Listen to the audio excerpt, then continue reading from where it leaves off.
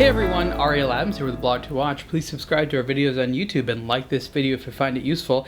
This is a review of the Mondaine Stop2Go, and that's spelled S-T-O-P, the number 2, and G-O. What is the Mondaine Stop2Go? This is the brand's most authentic and accurate reproduction of a Swiss Railways clock that they've ever made. And you have to ask yourself, okay, what does that mean? Because this looks like a lot of other Mondaine watches that I've seen. What makes this one unique? Well, if you've ever been to Switzerland, you'll notice something very interesting about how the clocks work there. First of all, they are electronic, but the hand does tend to sweep. So this is a quartz watch, but the hand sweeps. Okay, it's not sweeping perfectly, but it's moving in a sweeping motion versus ticking. But that's not why it's called Stop2Go. So I want you to wait a second until the seconds hand gets to the 12 o'clock hour indicator, and you can see what happens, but also look at the minute hand. Let's go to stop. Okay, watch.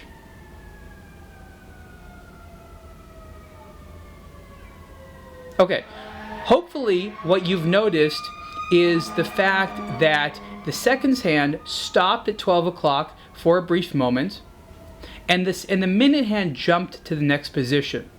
Now that's very, very interesting because that sort of goes against what most quartz watches do. And that's a replica of how the clocks at Swiss railway stations operate. And the reason that is, I believe, is it's part of an invention where all the clocks are synchronized and a signal is sent to them, and so they can synchronize in that moment, and the seconds hand jumps to the correct position rather than sort of waiting or having to speed up or slow down. So that's the purpose of that seconds hand jumping, and also the minute hand jumping like that also is part of that design. Now, Mondaine wanted to do this for a long time, a long time, and according to the story, it was just very difficult for them to manage a way of creating a wristwatch with this. It seems simple, but it was very, very difficult. So what did they end up doing? Well, they ended up creating this watch with two quartz movements. Of course, they work together, but there's an independent movement for the seconds hand as well as that tells the time. And the reason that's necessary is because if the time stopped like that, you'd always kind of be 2 seconds behind. It'd be difficult to sort of speed it up. So that's my understanding of how it works. Now, unlike some of the other Mondaine watches, you have a different style of case. It's in steel. It's 41 millimeters wide. It has some unique differences, and the crown is one of them. You can see it looks more like a knob versus a traditional crown. And that's kind of interesting. And also, when you adjust the time of the watch, it's actually hard to pull this thing out because of the design. When you go to adjust the time on the watch, it also operates a little bit differently because when you pull the crown out, you can't just go ahead and turn the hands. So you'll see what happens when you pull the crown out, the seconds hand goes to 12. And that's actually a stop seconds indicator, a reset, which you can find on some mechanical watches. That actually allows you to set the time a lot more accurately because the seconds hand is essentially waiting for you. And then what you do is you use the crown a little bit like a joystick, right? So you push it in one direction, and again, if you push it just slightly, the minute hands move a little bit, and you hold it down longer there, it moves more. And then, of course, you can move it the other direction. So that's unlike the way you set most Swiss quartz watches. This is sort of a unique little system here.